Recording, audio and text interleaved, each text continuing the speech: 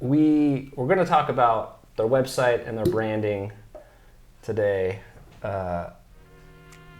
because I got issues. I got issues with it. I've known you've had issues for a while. I do. Yes, true.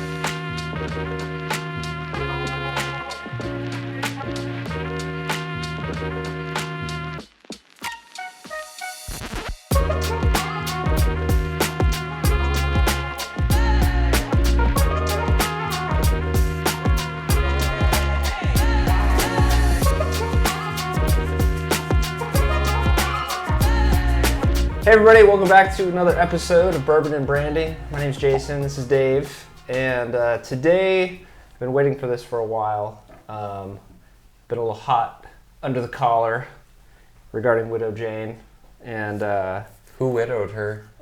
well, they don't know. Nobody knows where the name Widow Jane came from, actually. It is named after a mine in New York where they get all their water. Oh. So, but yeah, actually, I looked on their website, which is something we're going to talk about today because I'm a little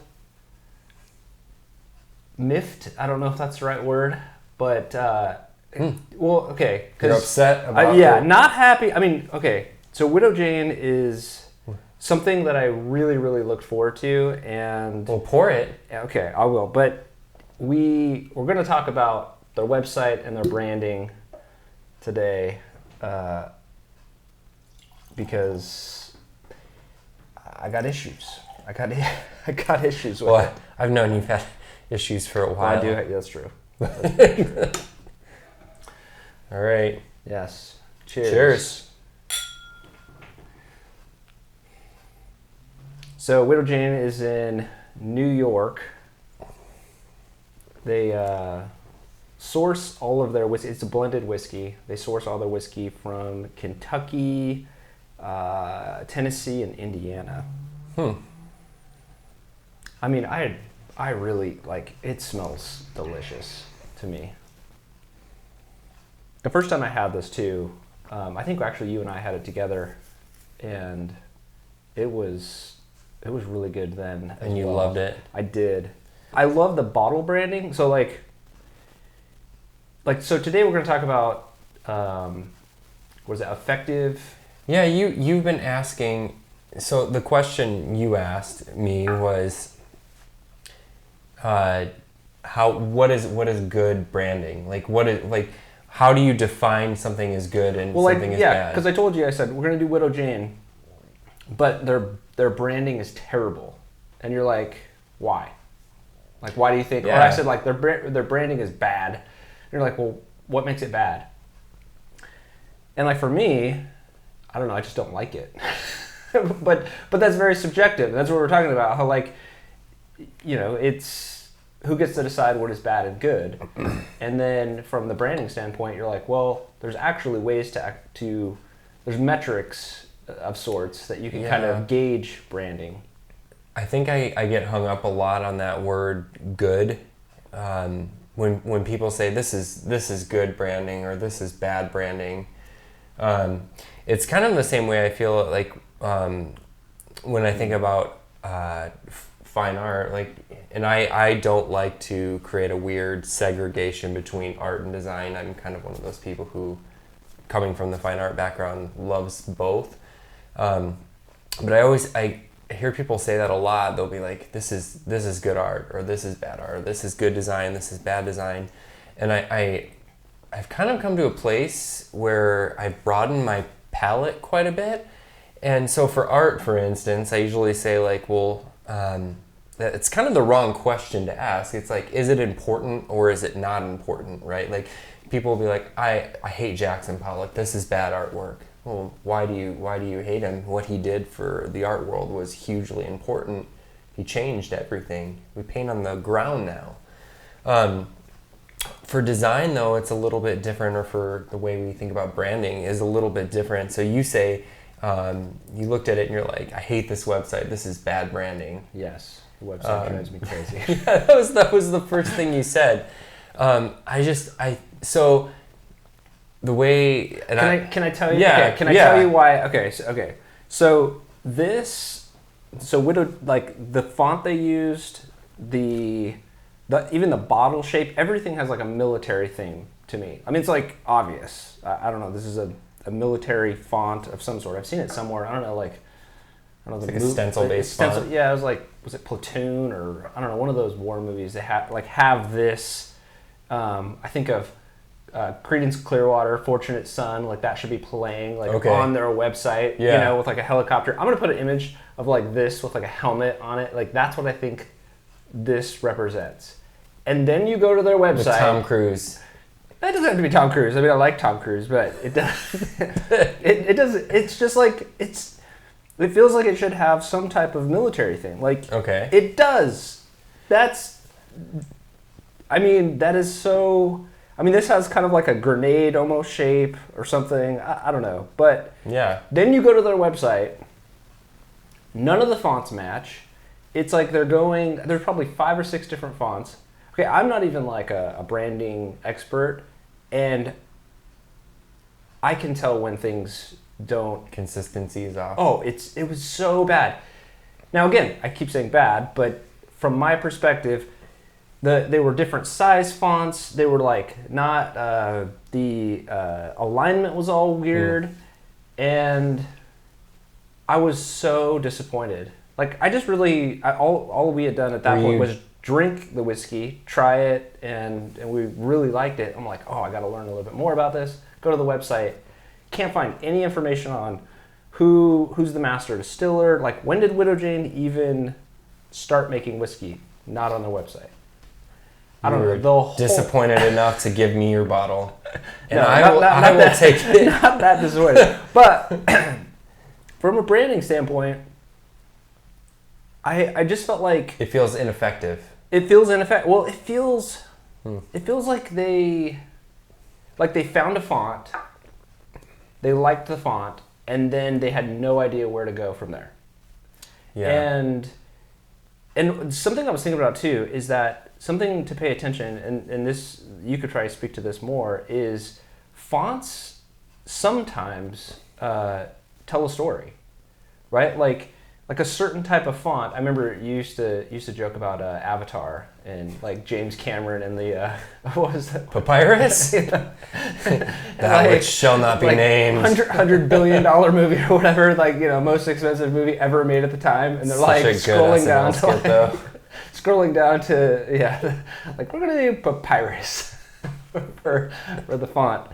But that's what I feel like. They found a font, like somebody's like, oh, this is a cool font. And then that's as far as they went with their branding. Or maybe they just fired the guy, and then, I don't know. So like the inconsistency, the fact that nothing, on their website, nothing matches this, it feels lacking. And it makes me so frustrated because, I'll tell you right now, I really like this. Like, I don't think it's a 5, like we're not there yet, but it's a really good, and especially for a blended bourbon, you know, it's really, really good. So I'm gonna stop. All right, you for yeah, just yeah. a thought No, for 1 second. So you really like this a lot? I mean, I might be overplaying my hand here. I do really enjoy it. Yes. You like the taste of it. I like the taste. You like the smell. Yes. You and I like the font, and I like the bottle. Okay. I like everything. And you like right the here. color. You like the color. You like. Yeah. So I think that might be one misnomer. We'll start with this. A brand is not just a visual identity. That's true. So from the brand standpoint, I think of brands. I also think of like, how does it taste? How does it smell? How does it feel? How do the people act? How do the people treat each other? All of those things play into what a brand is too, not just the visual identity. But if we're going to talk just about the visual identity, one thing I like to think about and a lot is the idea, the concept, right? Like how do you tell somebody a story in the most appropriate way, where not just that you're telling a good story. Right? A lot of people can tell really good stories, but you're telling a good story in a way that somebody else can understand it and resonate and receive it, and then have an emotional reaction where they can take it with them. So you sit down and we drink this whiskey and you're like, this is really good, and you can take that part of that story with you. So there's a concept here, right? Like maybe it's part of the story of where the distillery is. Maybe it's the people who make it. Maybe I don't know about the military stencil fonts or any of those things, Yeah. the paper treatments or anything, but the concept, right? The idea. And at the bottom, right, it's like a triangle, right? You have the concept at the top, and then you have the execution on one side and the subject matter on the other. And the execution and the subject matter have to hold up that concept, otherwise something is ineffective. And that is the difference between effective art or effective design and effect-driven design. And effect-driven design doesn't really do anything. It's just, it looks really good. Or effect-driven art, effect-driven creative, right? You've been there before. You walked into a gallery maybe and seen paintings on the wall where it's like, wow, these are really pretty. What are they trying to say with it? Yeah. And and it's like nothing. They're not really trying to say anything. It just looks really cool. Right. That's effect-driven. It doesn't really do anything. Okay. See, I feel like the bottle presentation, the font, everything here is effect-driven. Mm-hmm. And they're... Well, I don't know their story. Well, but what I'm saying is, like, but if you go to their website, you can't even get their story. Okay. Right? So it feels like their branding in total... Like they're not doing a good job of telling the story. So if I solely went to the website, I would never buy this. The only reason why I bought this is because I watched another YouTube channel that I trust, and they really enjoyed it. But I still didn't go to the website at the time. So then, it's hard to get things here in Oregon because everything is regulated by the government. But I found it and I bought it, and I actually really enjoyed it. So everything right here in this neat package feels effect driven, but they like lucked out and it's also effective, like right here. But then you go to their website, and if I just went to their website, I would never buy this. Like nothing about their website, their presentation of their whiskey, any of that gives what's in this bottle and this presentation justice. I mean, so one of the tenets of how they're channeling their identity is maybe a little bit weak. The website may be a little bit weak. I think you hate it. I haven't really spent any time looking at it, so I couldn't tell you. But one thing that we're thinking about, and you and I had kind of gone back and forth on, was this idea of the word "good," though, right? Yeah, and it being a semantic thing, and well, good and bad. Yeah, that's a really weird thing. The other one I really don't like, and I know a lot of designers will use this term. I can't stand the term "clean." This is clean design. Yeah, what is that? I think what are they trying to say? It is such a weird term to me because it really means nothing. So do you mean like modern era, like Bauhaus, Simple, or sans serif fonts, or what do you mean by that term, clean design? Or do you mean utilizing or whatever is appropriate for the design? Because I was always under the impression, right, like if the thing doesn't earn its place on the canvas, it shouldn't be on the canvas anyways, right? Like you use the things that can tell the story without overtelling the story, right? Yeah. Too much blood on the page, right? Kind of thing. So I think that's another weird one. But with the term "good," I think in order for something to be, if there is good design, it has to be good at solving a problem, right? And it has to be effective. it has to be good at helping the business, or helping solve the concept that it's after. So my assessment of their website would be, if we can connect bad to ineffective, it's bad. So that's how I'm going to justify my use of the word "bad." But it's a subjective word it is, too. I know. Right? I know. So but that's as precise. So this is another thing about Widow Jane. So on their website, they do go into detail about the water they use.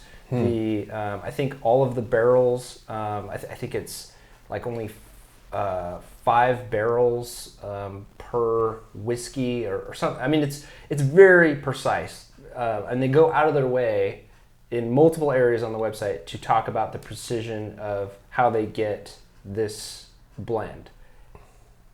In the most ridiculous way on their website, in the most non-precise way on their website. And the disconnect there drives me absolutely batty. But gotcha. I don't know. I mean, maybe Well, do they sell a lot of bottles? Well, I mean, well, clearly they're doing well. I mean, you know. So that's the catch, I guess. So I guess you have to ask yourself what if they were going to have a new design, or they were going to try to think about creating a new visual identity to tell the story.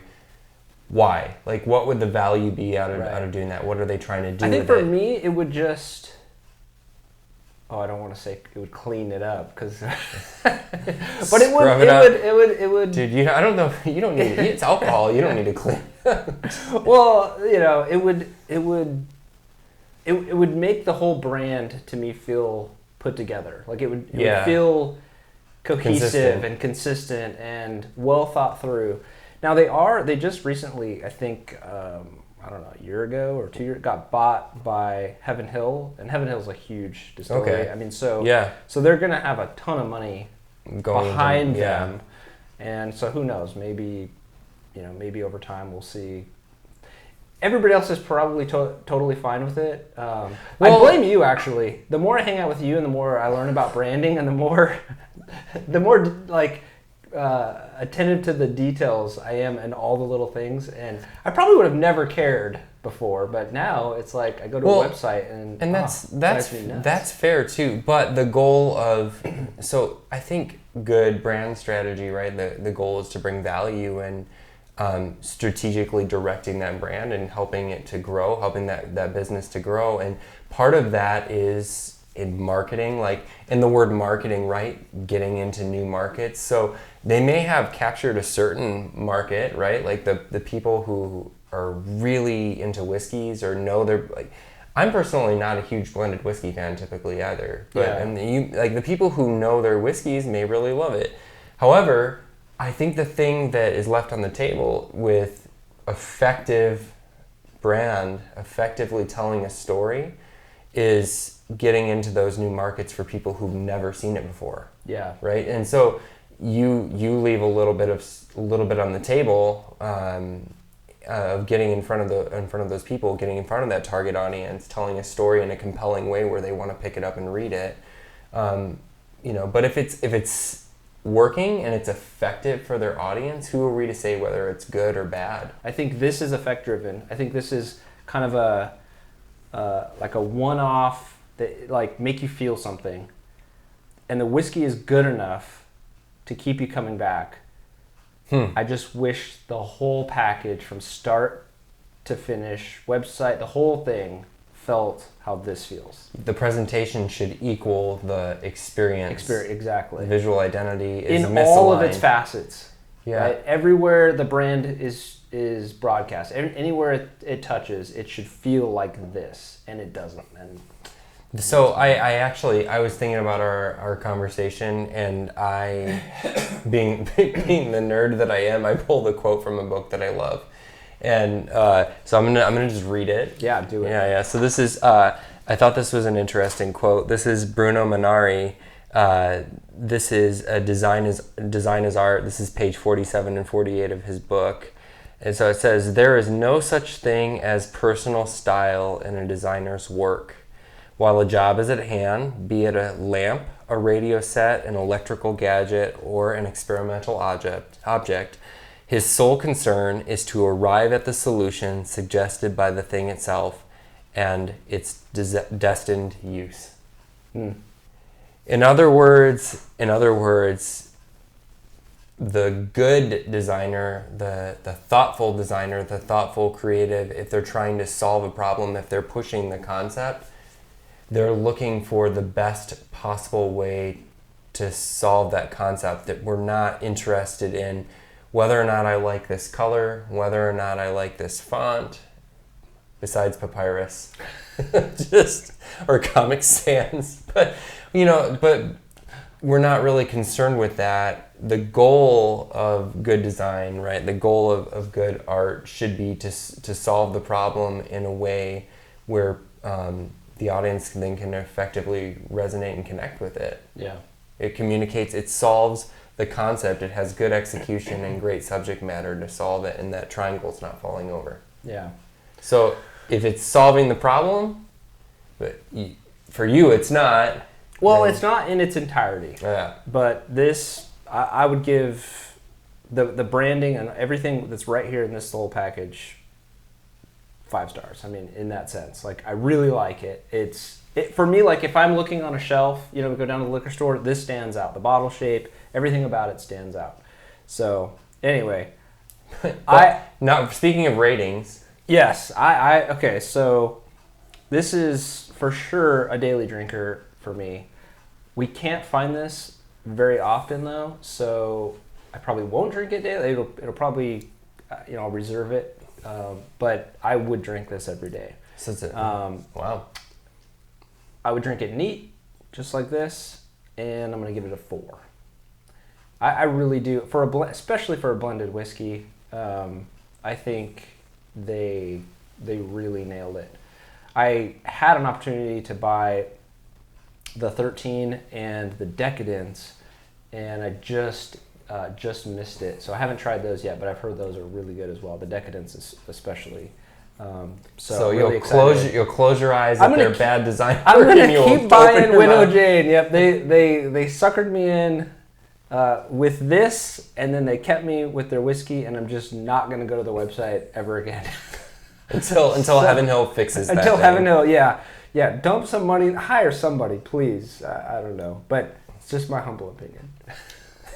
So 4. I'm giving it a 4. A daily drinker. Daily drinker, and I'm drinking it neat, just like this.